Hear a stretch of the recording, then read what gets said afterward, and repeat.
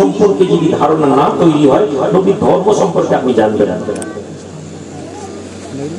এটা আপনাদের বোঝানোর জন্য বলছি। আপনারা যারা আইমা করেন, আপনারা যারা আইমা সংগঠনের সাথে যুক্ত আছেন, আপনারা যদি আইমাটা না বুঝতেন তারা আপনারা আইমা করতেন না। বহু লোক আইমা এই জন্য করে, তারা বলে যে আইমাতে কিছু সুযোগ সুবিধা পাবো। আর কিছু লোক আছে যারা নিঃস্বার্থ ভাবে, ক্লান্তিহীন ভাবে তারা আইমাটায় কাজ করে, আইমা সহযোগিতা করে, আইমাতে হাত বাড়িয়ে দেয়, আইমার বিপদে তারা দাঁড়িয়ে আছে এবং তার প্রতিদান তারা কিছু চায়। আছে না? তাহলে নবীর দিনকে এই ছোট্ট জায়গা থেকে কেন বুঝালাম? নবীর দিনও ঠিক এইরকম। মুসলমান আমি নবীকে নামাজ পড়ি, রোজা রেখে আমি মরে গেলে জান্নাত পাবো। আরেকজন লোক যারা নবীকে জেনে, নবীকে বুঝে, নবীর দিনকে ধরে ধরলো। আর এই দুইটা শ্রেণীর মধ্যে পার্থক্য এইটাই। ইমানদার এবং মুনাফিকের মধ্যে যতটা পার্থক্য, যারা নবীকে না বুঝে নবীর ধর্ম পালন করলো তারাই ইসলামের দৃষ্টিতে মুনাফিক। নবীকে বুঝতে গেলে, নবীর জন্মকে স্মরণ করতে গেলে, আপনি একদল লোক বলছে যে ভাই বেদাত, একদল লোক বলছে শিরক, একদল লোক বলছে নবী দিবস পালন করলে জাহান্নামে চলে যাবে। আপনি নবী দিবস পালন করা ঠিক না একটা কথা, আর একজন লোক বলছে নবীর জন্মদিনকে স্মরণ করলে আমি জাহান্নামে চলে যাব। আপনি নিশ্চিত হলেন না। আপনাকে বলা হলো কোরআনে নেই, হাদিসে নেই, সাহাবারা এরকম আমল করেননি। আল্লাহ নবী নূর নবী রাসূল আরবী সাহাবারা বসে আছেন, ইয়া রাসূলুল্লাহ প্রতিটি সোমবার দিন আপনি রোজা রাখেন, প্রতি সোমবার দিন রোজা রাখার কারণ কি? রাহমাতুল লিল আলামিন জবাব দেন, আমার সাহাবা, আমি রাসূলুল্লাহ, আল্লাহ দুনিয়াতে সোমবার দিন আমাকে দুনিয়াতে পাঠানো হয়েছিল, সোমবার দিন আমার জন্ম। আল্লাহ পাকের দরবারে শুকরিয়া আদায় করে দুনিয়াতে আসার কারণে আমি আল্লাহর দরবারে রোজা রাখি। জোরে বলা যাবে না? The celebration of birthday, নবী জন্মদিবস পালন করা রাসূলুল্লাহর কাছ থেকে আমরা শিখছি। আমি তো বছরে একদিন নবী দিবস বলছি, নবী প্রতি সপ্তাহে নবী দিবস পালন করেছেন। আমরা ব্যর্থ, আমরা পালন করতে পারিনি। আমাদের দরকার ছিল প্রতি সপ্তাহে পালন করা, প্রতি সপ্তাহে না পারি প্রতি মাসে নবী দিবস পালন করা, প্রতি মাসে না পারি বছরে একদিন পালন করা। আর একদল বলছে নবী দিবস পালন করা যাবে না। রাসূলুল্লাহ দুনিয়ার জমিনে আল্লাহর দরবারে শুকরিয়া আদায় করে রোজা রাখলেন। উম্মাহ বলে দিল নবী দিবস বলে কোনো কথা নেই, কোরআনে জন্মদিন বলে কোনো কথা নেই। হে যুবকেরা, জওয়ানেরা, আল্লাহর কোরআন খুলে দেখে নাও, কোরআনের মধ্যে কি জন্মের কোনো কথা আছে নাকি? জন্মদিনের কথা কোনো বলা আছে কিনা? মৃত্যু দিনের কথা বলা আছে কিনা? আল্লাহর কোরআন খুলি, আল্লাহ পাক বলেন সালামুন আলাইহি ইয়াওমা উলিদা ويوم أموت and peace be upon him, and peace be upon him the day he was born. আমি আল্লাহ আমার পক্ষ থেকে তার প্রতি শান্তি যেদিন সে জন্মগ্রহণ করেছিল। জোরে বলবেন না? একটু খুশির সাথে বলবেন না? আপনি এখনই বলছিলেন যে জন্মদিন বলে কোনো কথা কেন? আর আল্লাহ কোরআন যখন বলছে ওয়াসালামুন আলাইহি ইয়াওমা উলিদা, তোমার জন্মের দিনে আল্লাহ বলছেন আমি পাবলিক কোরআনে পিস বি আপন হিম, তার উপর শান্তি আমি আল্লাহর পক্ষ থেকে the day he was born, যেদিন সে জন্মগ্রহণ করেছিল। আর আছে আসসালামু আলাইয়া ইয়াওমা উলিদতু, পৃথিবীর মতো ওই যে নবী বলছেন আমার উপরে শান্তি বর্ষিত হোক যেদিন আমি জন্মগ্রহণ করেছিলাম। পিস বি আপন মি, নিজের উপরে নিজে শান্তি বর্ষণ করছেন। and the peace be upon me the day I was born, আমি যেদিন দুনিয়াতে জন্মগ্রহণ করেছিলাম সেদিন আমার উপরে শান্তি বর্ষণ হোক। ঈসা ইবনে মারইয়াম ঈসা নবী আল্লাহর কাছে দোয়া চাইছেন, নবী ঈসা জন্মদিনের কথা বলছেন, আল্লাহ নবী ঈসার জন্মদিনকে শান্তি বলছেন, নবী ঈসার জন্মদিনকে আল্লাহ সেলিব্রেশন করছেন, আর আমি নবী মুহাম্মদ রাসূলুল্লাহর জন্মের কথা বলছি, আপনি বলছেন বেদাত। কোরআনে জন্মদিন বলে কোনো কথা নেই। আপনার তর্ক হতে পারে নবী দিবস কেমন করে পালন করব, এই বিষয়ে আপনি তর্ক করতে পারেন। ভাই নবী দিবস কেমন ভাবে পালন হওয়া উচিত এই বিষয়ে চর্চা হতে পারে। নবী দিবস পালন করা হারাম, বিদআত, শিরক, গুনাহ হবে, জাহান্নামে যাবে, এই কথা কখনো ঈমানদার লোকেরা বলতে পারে না। যেমন আপনি আকাবির উলামায়ে দেওবন্দের বড় বড় যত আলেম আছেন, হাজী ইমদাদুল্লাহ মাহাজের মক্কি থেকে আরম্ভ করে আশরাফ আলী থানভী সাহেব, বড় বড় আলেম যাদেরকে বাদ দিলে দেওবন্দ বলে কিছু নেই, এই সমস্ত আলেমদের একটা ফতোয়ার বই সংগ্রহ করেছি আমি। ওখানে প্রত্যেকে বলে রয়েছে এই মারিফুল কোরআন, আপনারা জানেন তাফসীরের কিতাব, একটা সময় মক্কা শরীফ থেকে এই মারিফুল কোরআনকে ডিস্ট্রিবিউট করা হতো। মুফতি শফি সাহেব, মাওলানা তাকি উসমানী সাহেবের আব্বা, দেওবন্দের বড় পীর, যিনি তার কিতাবে তাকেও যখন প্রশ্ন করা হয় নবী দিবস সম্পর্কে আপনার কি, মিলাদ সম্পর্কে আপনার কি, তিনিও ফতোয়া দিয়েছেন এতে কোনো অসুবিধা নেই। জোরে বলি এতরাজ আছে, ফাসিক লোক, দাড়ি চাচা লোক, দাড়ি চাচা প্যান্ট পরা বেনামাজি লোক নবী দিবস পালন করবে, এটা ঠিক না। মেয়ে ছেলেরা যদি দাঁড়িয়ে মজলিসে দিয়ে মেয়েরা নবীর নামে গজল পড়ে, ফাসিক হাজেররা বসে আছে, পীর সাহেব বসে আছে, তার সামনে যুবতী মেয়ে গজল পড়ছে, এটা নিষিদ্ধ, ইসলাম এলাও করেনি। আমরাও এটাকে স্বীকার করি, আমরাও বলি গানের তালে নবী দিবস পালন করা যাবে না, ডিজে বাজিয়ে নবী দিবস পালন করা যাবে না, বেনামাজি নবী দিবস পালন করবে আর নবী দিবস পালন করার নামে কেক কাটবে। গান চালু হয়ে গেছে, কেক কাটা চালু হয়ে গেছে, কি বাকি আছে? 3 নম্বর কি বাকি আছে? ইঞ্জিনিয়ার বলে দিয়েছি। আপনি বলবেন এর মধ্যে কোনো দোষ নেই, আপনি কি মানা করেছেন? ডিজে বাজানোয় কি কোনো নিষেধ আছে? বক্স বাজানোয় কি কোনো নিষেধ আছে? বক্সে ওয়াজ করছেন, কোরআন তেলাওয়াত করছেন, ঠিক আছে, ঢুক ঢুক ঢুক ঢুক ঢুক ঢুক করে আওয়াজ হচ্ছে আর গজলদের নামে দূর থেকে মনে হবে যেন গান বাজছে। আমি নিজে একটি জলসা যাচ্ছিলাম, একটা প্রোগ্রাম ছিল, নাম ভুলে গেছি, সঙ্গে লোকেরা আছে।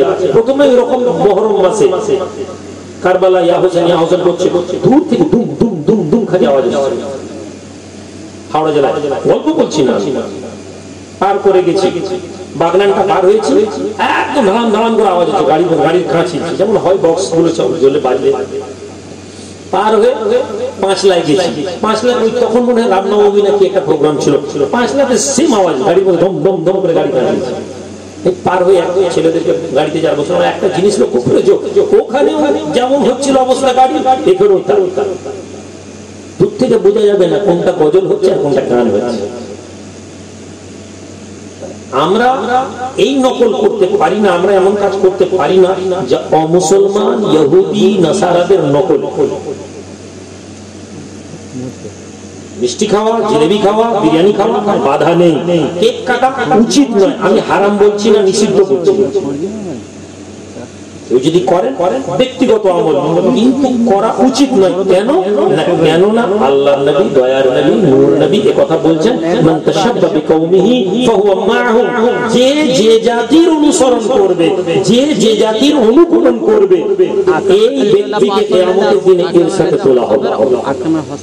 এই জন্য মুজাদ্দিদ জামান পীর আবু বকর সিদ্দিক রাহমাতুল্লাহ আলাইহি বলেছেন যে কলার দেওয়া জামা, বুট পরা এগুলো উচিত নয়। আমি পড়ি, আমি ব্যর্থ, আমি ভুল বলে এর মানে এই নয় যে দাদা হুজুরের কথাটা ভুল বলে উড়িয়ে দিই। সিলসিলা 80% যুবক প্যান্ট শার্ট পরে, সিলসিলার 80% ছেলে কলার দেওয়া জামা পরে। ভুল করে মানে এই নয় যে তারা দাদা হুজুরের কথাটাকে ভুল বলবে। আমার ভুল আছে, আমাকে মানতে হবে। কেক কাটার প্রচলন ইতিহাস বলতে হবে, পড়তে হবে, না পড়লে আপনি জানতে পারবেন না। যেমন আপনি জানেন না যে চুলটা যেখান থেকে কেটে দেয়, চুলটা যেখান থেকে উড়িয়ে দেয়, এই চুলটা আজকে 90% যুবকদের মধ্যে এসে গেছে। এই চুলটা হচ্ছে চুলটা কি হারাম, আমরা জানি না, সবাই করছে, সবাই করছে বলেই আমি করছি। এইটা আপনাকে বোঝানোর জন্যই বোঝানো। ইহুদি এবং নাসারারা তারা আমাদের নামাজ নিয়ে তারা ব্যস্ত না, তারা জানে এরা নামাজ পড়ুক, কিন্তু এরা নামাজের মধ্যে যেন আল্লাহকে স্মরণ না করে। এদের মনের মধ্যে এত দুনিয়া ঢুকিয়ে দাও, এদের মনের মধ্যে এত ফুর্তি ঢুকিয়ে দাও, এদের মনের মধ্যে এত আনন্দ ঢুকিয়ে দাও, এদের মনের মধ্যে এত চিন্তা ঢুকিয়ে দাও, ওরা নামাজে দাঁড়িয়ে দাঁড়িয়ে আল্লাহকে নয় যেন দুনিয়া মনে করে। ওরা সফল না সফল, ওরা সফল হয়নি। আপনার নামাজের মধ্যে আল্লাহর স্মরণ বেশি থাকে না দুনিয়ার স্মরণ বেশি থাকে? আমরা সবাই জানি তুমি নামাজে দাঁড়িয়ে দুনিয়া মনে করছো। আপনার চুল থেকে আরম্ভ করে আপনার হিপ্পি, হিপ্পি চুল জানেন তো? জবাব দেন, হিপ্পি চুল আছে না নেই? হিপ্পি চুল কি আপনারা জানেন? হিপ্পি কাকে বলে? ছেলেদেরকে শেখাচ্ছি, সারাদিন ইউটিউব ফেসবুকে বসে এমন একটি পরেশানির জিনিস বলে বোঝানো যাবে না। আমি নিজেও এই ফিতনার মধ্যে ডুবে আছি, আল্লাহ তৌফিক দেন এখান থেকে বেরিয়ে। হিপ্পি কাকে বলে? হিপ্পি একটা সম্প্রদায় ছিল একটা সময়। আপনি ইতিহাস করে নেটে গিয়ে সার্চ করুন, এই সম্প্রদায়ের একটা আইডিওলজি, এই সম্প্রদায়ের একটা ধারণা, এই সম্প্রদায়েরা এটা বিশ্বাস করতো যে এরা জেনা ব্যভিচার সবার সাথে করা যায়, মা বোন ভাই বোন বাপ মেয়ে মেয়ে ছেলে বাপ সবাই সবার সাথে ব্যভিচার করতে পারে। এটা এদের একটা আইডিওলজি, এরা এটাকে প্রমোট করে। মুসলমানরা ছেলে গিয়ে বলছে ভাই হিপ্পি চুলটা করে আপনি বাপ মেয়ের সাথে মেয়ে ভাইয়ের সাথে জেনা করবে, ভাই ভাই এটা আপনি বিশ্বাস করেন না, কিন্তু আপনি ওদের আইডিওলজিটা প্রমোট করছেন, আপনি জানেন না বলে। ছিঁড়া জামা, ফাটা জামা, জিন্সের প্যান্ট স্টাইল বলছে, এখানে ফাটা এখানে কাটা, ওখানে ছিঁড়া এখানে ফাটা, এটা হিপ্পিদের জামা। ওরা জামা ছিঁড়ে দিত, ওরা বলতো কমপ্লিট কিছু না। আজকের দিনে যুবকেরা পড়ছে হিপ্পিদেরকে। এই বেলুনে আপনারা অনেক হয়তো জানেন না, এতে কয়েকটা কালার আছে, এই কালারকে ম্যাচিং করে ছাতা বেরোয়, ব্লু, সবুজ, সাদা, লাল, এরকম করে একটা কালার আছে। আমি একদিন একটা ছাতা নিয়ে বাইরে বেরোচ্ছি, একটা ছেলে বলছে ভাইজান এই ছাতাটা আপনি ব্যবহার করবেন না। কেন গো? বলে ভাইজান এটা একটা সম্প্রদায়ের সিম্বল। এখন একটা সম্প্রদায় বেরিয়েছে, এখন একটা সমাজের গ্রুপ বেরিয়েছে যারা সমকামিতাকে প্রমোট করে। আমি শব্দটা টার্মটা ভুলে গেছি। ওরা এই কালারটাকে ইউজ করে, ওরা এই সিম্বলটাকে ইউজ করে। আমি জানি না, আমি ওই ছাতাটা নিয়ে বেরোচ্ছি, আমাকে দেখছিনি, কিন্তু যে লোকটা ওই দলের তারা বলে দেখো আমার প্রচার হচ্ছে। আপনার মোটরসাইকেল আপনি আইমার লোগো লাগিয়ে দিয়েছেন, আপনি আইমা কিচ্ছু জানেন না। আপনার বন্ধু বলছে ভাই আমাদের সংগঠন স্টিকার লাগিয়ে দিই, আপনি লাগিয়ে দিয়েছেন, কিন্তু বাইরে থেকে যারা আইনা দেখছে বলছে আমাদের দলের লোক। কথা বুঝতে পারছেন না? পারেন সারা রাত জলসা শুনছেন, আপনি বুনিয়াদি বিষয়টা জানেন না। তাহলে এই যে বিষয়গুলো আমাদের আমলের মধ্যে ঢুকে দেওয়া হচ্ছে এবং আমরা জানি না, আমরা বুঝি না, এটা কোনো ইসলামের কাজ কিনা।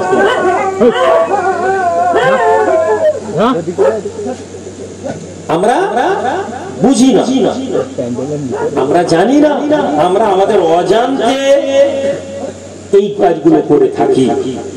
কেক কাটা ইহুদি এবং নাসারাদের সেলিব্রেশনের মধ্যে একটি, গান বাজনা করা তাদের সেলিব্রেশনের মধ্যে একটি, জন্মদিনে জেনা ব্যভিচার করা তাদের সেলিব্রেশনের মধ্যে একটি, জন্মদিনে মদ খাওয়া তাদের সেলিব্রেশনের মধ্যে একটি। তারা আমাদের প্রোগ্রামের মধ্যে বাজনা এবং কেক ঢুকিয়ে দিয়েছে। পরে জেনারেশন আর দুটো খারাপ গুনাহ করবে না, এর গ্যারান্টি আমরা দিতে পারবো না। আমরা জানি না, যে কারণে আমরা এই অপরাধগুলো যুক্ত হয়ে যাচ্ছি। কিন্তু এর মানে এই নয় যে নবী দিবস পালন করা যাবে না। যে লোকটা জানছে সে বলছে ভাই নবী দিবসে গান বাজাচ্ছে, হারাম। একদম বাড়াবাড়ি করলো, একদম নবীর শানকে ছোট করতে গিয়ে এমন ছোট করে দিল যে দুটোই ইসলামের মধ্যে সামঞ্জস্যতা নেই। নবী বলছেন খায়রুল উমুরি আওসাতুহা, মধ্যম পন্থা হচ্ছে উত্তম পন্থা। আপনার আমার তরিকা, আমরা যারা পীরপন্থী, আমাদের পীরপন্থীর মধ্যে এই গুণটা দেখতে পাওয়া যায়। কিয়ামকে নিয়ে আমরা বাড়াবাড়ি করি না, কিয়ামকে আমরা একদিকে ফরজ বলি না, আবার কিয়ামকে আমরা হারাম বলি না। কিয়ামকে নিয়ে আমরা মধ্যম পন্থা অবলম্বন করেছি। দাদা হুজুর বলছেন এটা একটা মুস্তাহাসানা আমল, দাঁড়িয়েও কিয়াম করতে পারো, বসেও করতে পারো। আমি দাঁড়িয়ে পছন্দ করি, কিয়াম নিয়ে বাড়াবাড়ি করা যাবে না। আজ আমাদের অবস্থা, আমাদের ইলমের অভাব, কিয়ামকে আমরা বাড়াবাড়ির একটা মাধ্যম বানিয়ে ফেলেছি। আমরা দাবি করছি আমরা অক্ষম।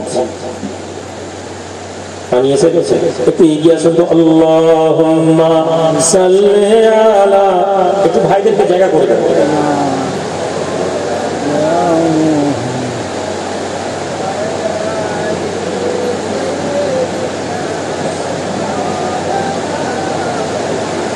আল্লাহ নবীর নবী নূর নবী রাসূলের নবীর জন্মদিন পালন করা। আল্লাহ নবীর জন্মদিন সম্পর্কে মুসলমান যদি রাসূলুল্লাহর জন্মদিনকে স্মরণ করে কি পাবে? নবীর জন্মদিন স্মরণ করবো কি পাবো? নবীর জন্মদিন স্মরণ করার ব্যাপারে আগে একটা লোকের নাম বলি আপনাদেরকে, যে নবীর জন্মদিন স্মরণ করেছিল আর সে কি পেয়েছিল হাদিসের দৃষ্টিতে। নবীর জন্মদিনে খুশি হয়েছিল। আবু লাহাবের নাম শুনেছেন? আবু লাহাব, এই জোরে বলুন, আবু লাহাবের নাম শুনেছেন? শুনেছো তুমি? বলো। মজলিসের ক্লাসের ফার্স্ট বেঞ্চে বসেছো, আমি জলসা শোনাতে আসিনি, পড়া ধরবো, পড়া বলতে হবে। বলো আবু লাহাবকে কি করেছিল? ইসলামের বড় যোদ্ধা ছিল, যোদ্ধা ছিল। ওর দোষ নেই, ও জানে না। ওকে আমি শিখিয়েছি এই নবীর মহব্বত করলে জান্নাত যাবে, ও এটাই বোঝে, নবীকে ভালোবাসে।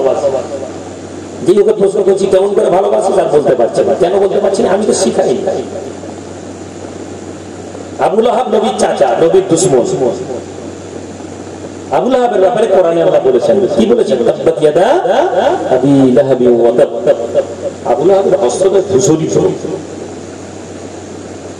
আবু লাহাব নবীকে বলেছিল, আল্লাহ কোরআনে আবু লাহাবের বিরুদ্ধে বলেছেন। আবু লাহাব ইসলামের বড় দুশমন, নবীকে কষ্ট দেওয়ার মধ্যে একজন। এই আবু লাহাব একটা কাজ করে দিয়েছিল, তার অজান্তে, জেনে বুঝে না, অজান্তে কি করেছিল? আল্লাহ নবী দুনিয়ায় এসেছেন, দুনিয়ায় যখন নবী এসেছেন, নবী দুনিয়াতে আসছেন, নবীর মা বলছেন, আমেনা বলছেন, আমার ছেলে মুহাম্মদ যখন আমার পেটে আছে, একদিন রাতের বেলা আমি খাব দেখলাম, একজন লোক এলেন আমার বাড়িতে এসে আমাকে সালাম করলেন, আসসালামু আলাইকুম। অন্য একটি কিতাবে আছে তিনি সালাম করেন, আসসালামু আলাইকা ইয়া রাসূলুল্লাহ। নবীর মা বলছেন তিনি সালাম করলেন, আমি অবাক হয়ে দেখলাম, আমি জিজ্ঞেস করলাম মান আনতা, কে আপনি? আলা আনা আদম। কুলতু মা তুরিদ, আমি বলতে লাগলাম আপনি কি চাইছেন? আলা আবশিরু ইয়া আমেনা, হে আমেনা তুমি সুসংবাদ নাও, হামালাতহু সাইয়্যিদুল ইবনে আদম, তোমার পেটের মধ্যে আদমের সৈয়দের সরদার পেটের মধ্যে রাখা আছে। যদি বলি তোমার পেটে বনি আদমের সরদার ছেলে তোমার মধ্যে আছে। আম্মা জান আমেনা বলেন, মা মেরা বলেন যখন দ্বিতীয় মাস পড়লো আমি খালের মধ্যে দেখলাম একজন মানুষ আমার বাড়ি গিয়েছে, আমাকে সালাম দেন, আসসালামু আলাইকা। খবর জায়গায় আছে, তিনি এসে সালাম দেন, আসসালামু আলাইকা ইয়া রাসূলুল্লাহ। আমি আবার প্রশ্ন করতে লাগলাম, কে আপনি? মানান্দা মা তুরিদ, আপনি কে, কি চান? তিনি বলতে লাগলেন, আনা সিস ইবনে আদম, আমি আদমের সন্তান সিস। হে আমেনা শুনো, তোমার পেটে জামানার যে নবী আছেন তিনি হচ্ছেন জামিউল কালাম। সুসংবাদ নাও শুধু আমেনা, আমেনা তো আমেনা তোমার পেটের মধ্যে সুসংবাদ নাও, তোমার পেটের মধ্যে জামানার জামিউল কালাম আছেন, শ্রেষ্ঠ ব্যক্তি যিনি অল্প কথা বলবেন, পৃথিবীর লোক তার কথা শুনে বুঝে যাবে। জোরে বলুন। 2 ঘন্টা 1.5 ঘন্টা 1 ঘন্টা করে ওয়াজ 40 বছর করছে, মানুষ ওয়াজ শুনে সুবহানাল্লাহ বলে ঘরে চলে যায়, কোনো পরিবর্তন নেই। আর নবী অল্প কথা বলেছেন, কাফেররা ঈমান নিয়ে চলে এসেছে।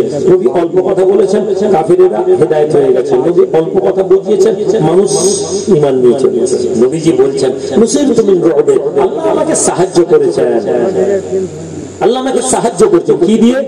তুমি আমাকে রওয়াব দেওয়া হয়েছে, আমাকে এমন রওয়াব দেওয়া হয়েছে আমি যদি কোথাও দাঁড়িয়ে যাই, আমি রাসূলুল্লাহ যদি কোনো জায়গায় দাঁড়িয়ে যাই, মাইলের পর মাইল দূরে কাফের মুশরিক বিরোধীরা যখন শুনবে আমি নবী দাঁড়িয়ে গেছি, আল্লাহ তাদের অন্তরে আমার ভয় পয়দা করে দিবে। নবীর কোনো টাকা ছিল না, নবীর কোনো পয়সা ছিল না, নবীর কোনো সৈন্য ছিল না, নবীর কোনো অর্থ ছিল না, নবীর কোনো প্রয়োজন ছিল না, নবীর জন্য কোনো আলাদা করে সুসজ্জিত সৈন্য বাহিনী ছিল না, নবীকে প্রোটেকশন দেওয়ার জন্য কেউ ছিল না। হে যুবকেরা, হে জওয়ানেরা, নবীকে যা দেওয়া হয়েছে নবী বলেন আল্লাহ আমাকে পাঠিয়েছেন, আমাকে সাহায্য করেছেন রওয়াব দিয়ে। রাসূলুল্লাহ যখন দাঁড়িয়ে যেতাম সব মানুষের মনের মধ্যে ভয় এসে যেত। আমাকে জামিউল কালাম বানানো হয়েছে। রাসূলুল্লাহ যখন কথা বলা আরম্ভ করে নিতাম, অল্প কথা বলতাম, সমস্ত মানুষ আমার কথার অর্থ বুঝে যেতে পারত। এমন জামিউল কালাম ছিল। কেমন? তিনি জামিউল কালাম ছিল। অল্প কথা বলেছেন, সমাজে একজন লোককে কথা বুঝিয়ে দিয়েছেন, সে গোটা সমাজকে বদলে দিয়েছে। বলা যাবে না, একজনকে নিজের জীবনের নবুয়তের অল্প সময় কিছু মানুষ তৈরি করে দিয়েছেন, অল্প কথা দিয়ে একটা আইডিওলজি তৈরি করে দিয়েছেন, একটা সমাজ ব্যবস্থা পরিচালনা করার পদ্ধতি শিখিয়ে দিয়েছেন। নবী দুনিয়া থেকে চলে গেছেন, নবী দুনিয়া থেকে যাওয়া 50 বছরের মধ্যে গোটা পৃথিবীর অর্ধেক মুসলমানদের কন্ট্রোলে। জোরে বলে, পৃথিবীর কোন শাসন ব্যবস্থা, পৃথিবীর কোন রাজতন্ত্র, পৃথিবীর কোন আমলাতন্ত্র, পৃথিবীর কোন আইডিওলজি এত দ্রুত গোটা পৃথিবীকে কন্ট্রোল করতে পারেনি। আলেকজান্ডারও পারেনি।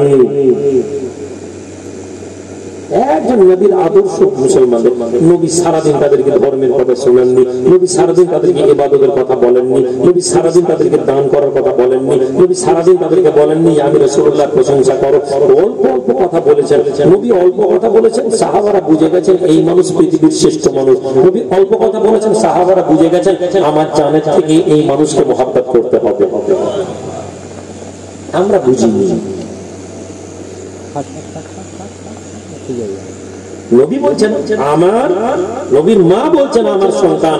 এভাবে পরের মাসে ইদ্রিস আলাইহিস সালাম এসেছেন। ইদ্রিস আলাইহিস সালাম আমাকে বললেন, হে আমেনা তুমি সুসংবাদ নাও, তোমার পেটে কে আছেন? নাসির ওয়াল ফাতিহ, তোমার পেটের মধ্যে জামানা সাহায্যকারী আছেন এবং তোমার পেটের মধ্যে আল্লাহ বিজয়ীকে দিয়েছেন, ফাতিহকে দিয়েছেন। এইভাবে প্রত্যেক মাসে নবীরা আমার কাছে এসে আমাকে সুসংবাদ দিতেন। এইভাবে আমার 10 মাস পূরণ হলো।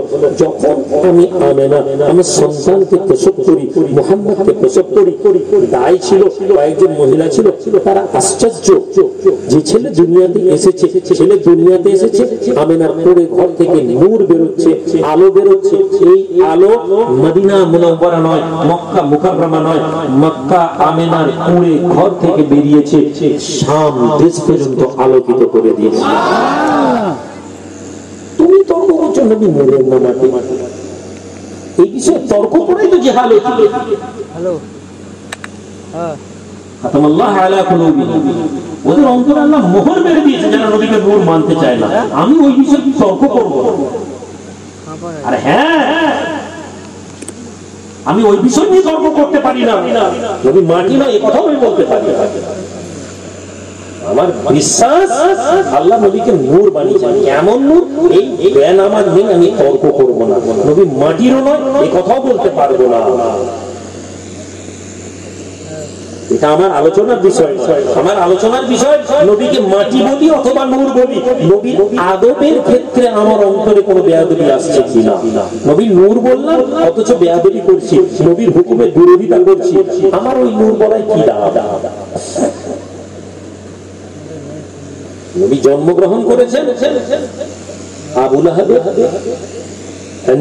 দাসী বাঁধি ছুটে গেছে আবু লাহাবের ঘরে গিয়ে সুসংবাদ দিচ্ছে, আবু লাহাব সুসংবাদ নাও, আবু লাহাব খুশির খবর নাও, আবু লাহাব আনন্দের খবর আছে। কি খবর? তোমার ভাই আব্দুল্লাহর ঘরে একটা সন্তান জন্মগ্রহণ করেছে, আব্দুল্লাহ দুনিয়া থেকে মারা গিয়েছেন, তোমার ঘরে তোমার ভাতিজা এসেছে। আনন্দের খবর। ভোরের সময় আবু লাহাবের গায়ে চাদর, কোন থলে নেই, পয়সা নেই, টাকা নেই, কিছু নেই। মালিককে বলছে এত খুশির খবর দিলি, অথচ আমার কাছে কিছু নেই। যা যা, তোকে আমি আজাদ করে দিলাম। এই আঙুল তুলে ইশারা করে বলেছিল তুমি আজাদ করে দিলাম, তুই চলে যা। আমাকে খুশির খবর দিয়েছি। নবী মুহাম্মদ হিসাবে সে খুশি হয়নি, ভাতিজা হিসাবে খুশি হয়েছে, বংশের ছেলে হয়েছে, খুশি হয়েছে।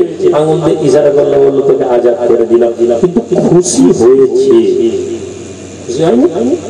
যেমন রাসূলুল্লাহ বলেন, যখন কোন মজলিসে কোন মানুষ বসে, কোন মানুষ একত্রিত হয়, আল্লাহর মালায়েকাতু সাইয়াহিন আসে, এসে ওই মজলিসের ব্যাপারে আল্লাহকে বলে, আল্লাহ অমুক জায়গায় মজলিস হয়েছিল, একদল লোক দেখেছে। আল্লাহ বলবেন কেন? আল্লাহ আপনার নাম লিখছিল, আমাকে কি দেখেছে? আল্লাহ তো শুনুন না, আল্লাহ আপনাকে দেখেনি। ওরা কি চায়? আল্লাহ ওরা জান্নাত চায়। ওরা কি জান্নাত দেখেছে? আল্লাহ দেখেনি। ওরা কি থেকে বাঁচতে চাইছে? আল্লাহ ওরা জাহান্নাম থেকে বাঁচতে চাইছে। ওরা কি জাহান্নাম দেখেছে? না দেখেনি। যদি দেখতো কি হতো? এরকম করে আছে বড় হাদিস, সংক্ষিপ্ত মূল বিষয় কথাকে বোঝানোর জন্য, মেলানোর জন্য বলছি আমি, আমাকে সঠিক প্রমাণ করতে চাইছি, খালি মেলানোর জন্য বলছি। অজান্তেও যদি কোনো কাজ নবীর শানে ভালো হয়, তার প্রতিদান কেন আসবে?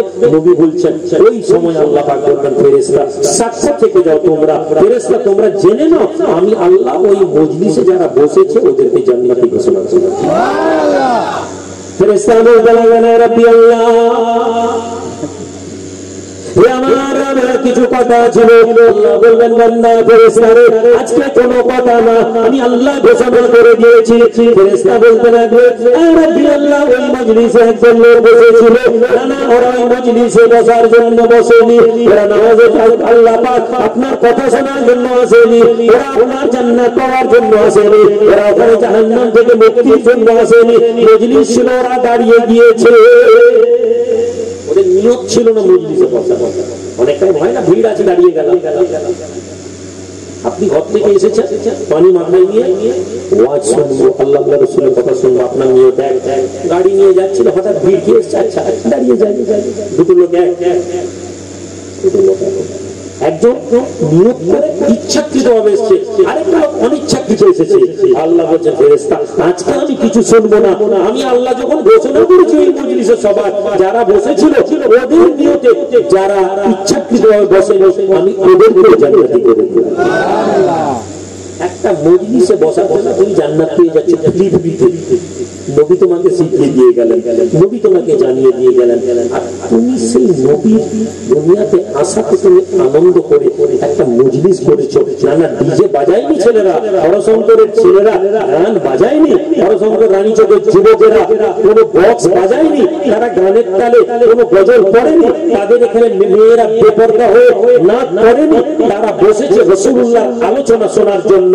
আর সন্ধ্যা থেকে নিয়ে নবীর আলোচনা চলছে। আমার আল্লাহ এই আলোচনাকে কি বলে?